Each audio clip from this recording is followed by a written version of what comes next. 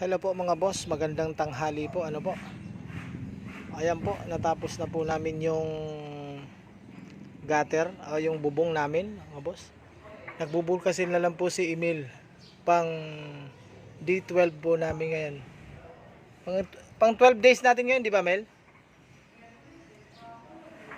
Ayan po.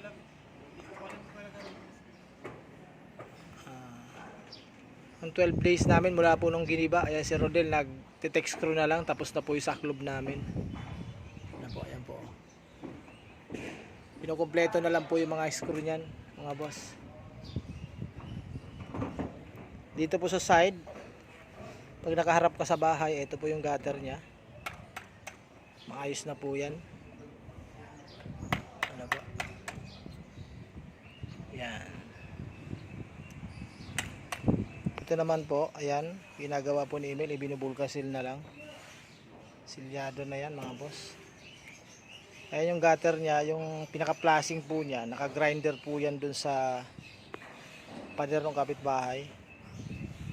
Ayan, para siguradong hindi tatagas dun sa gilid ng pader. Ano po.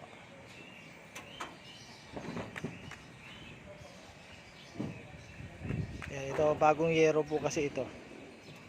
Kaya ano mga boss, yan, maayos na po yan. Ayan po, pagdating po dito, ayan yung gutter nya. Ang ayusin na lang po namin itong harapan mamaya. Ayan po. Ayan mga boss. Ayan po, konti na lang, tapos na po ito. Ayan po mga boss. Ayan o.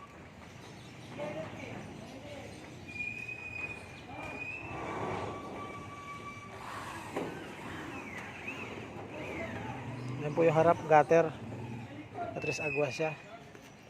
Ito po yung ibabaw. Ayan, sa club niya. Ayan po. Ayan po, kinukumpleto po nila Rodel yung ano yan. Yung text screw, mga gilid-gilid na lang. Meron lang pong naiwan. Ano po mga boss. Tapos pipinturahan po ulit. Pag natapos pintura mga boss, i-video na lang po natin ulit. Ano po mga boss.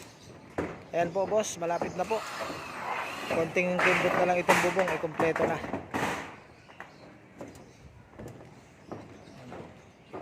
Salamat po.